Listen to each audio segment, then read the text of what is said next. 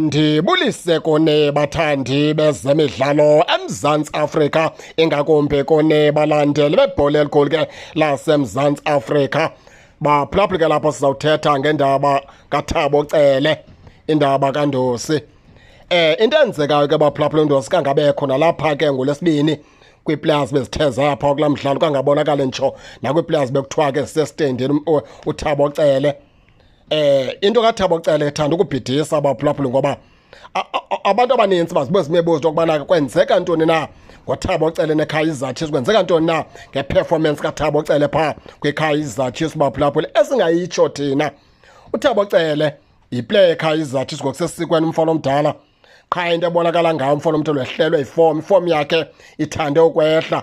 Na ukhumbula into yokubana ke kwiimetshi ezininzi before kuvalelwe iAFCON umfana omdala ke akutsho into yokubana behlala ebhentshini ebesifumana isigame ebefaka kwezinye beziqala imetshi. Qha kuyenzeka ke xa ungumdlali kubekho amaxesha ke iform ikulahlekele, ayithethi ukuthi loo nto leyo wiki, ayithethi ukuthi loo nto leyo awusadlali. Loo nto yenzeka kwiiplayers ezinkulu ehlabathini, ndisho noDr Khumalo iform yayike balahlekele, kodwa ayithethi ukuthi loo nto leyo ke abasadlali. uThabo Cele yiplayer enkulu, yiplayer negalelo phaa Kaizer Chiefs. Abantu abaninzi bakuyikhumbula into yokubana ke ngexesha efika phaa Kaizer Chiefs uThabo Cele, imidfield yeKaizer Chiefs wayithwala umfana omdala, wayithwala emagxeni wakhe. Futhi loo nto yakhokelela ekubeni ke abantu abaninzi babuza umqeqeshi webafana into yokubana ingaba nayo imisebenzi kaThabo Cele akayiboni na le nto angade amthathe eskwatini. kuThabo Cele umfana omdala ke ebesuka phesha kolwandle.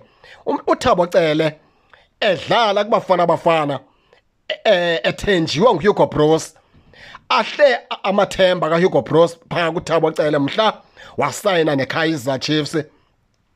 Ngoba ke sesivele seyanto yokubana ke uHugo Broos iKaizer Chiefs ke akayiboni njengeteam emehlweni wakhe. iKaizer Chiefs yonke into eneKaizer Chiefs phakathi phaa kuHugo Broos ayibonakali, ngoba ezinye iiplayers zikhutshwe nguHugo Broos eskwatini zingakanga zehlelwe iform, qha uzikhutshwe sisizathu sokubana ziye zajoyina iKaizer Chiefs. Ndingakubalela uPulemodi wabakhupha behlelwa iform eskwatini uHugo Broos ngesizathu sokubana bathe bajoyina phaa iKaizer Chiefs, ngoba zonke iiplayers zijoyine iKaizer Chiefs zangaphinda zibize uHugo Broos eskwatini, ukuquka ke uThabo Cele.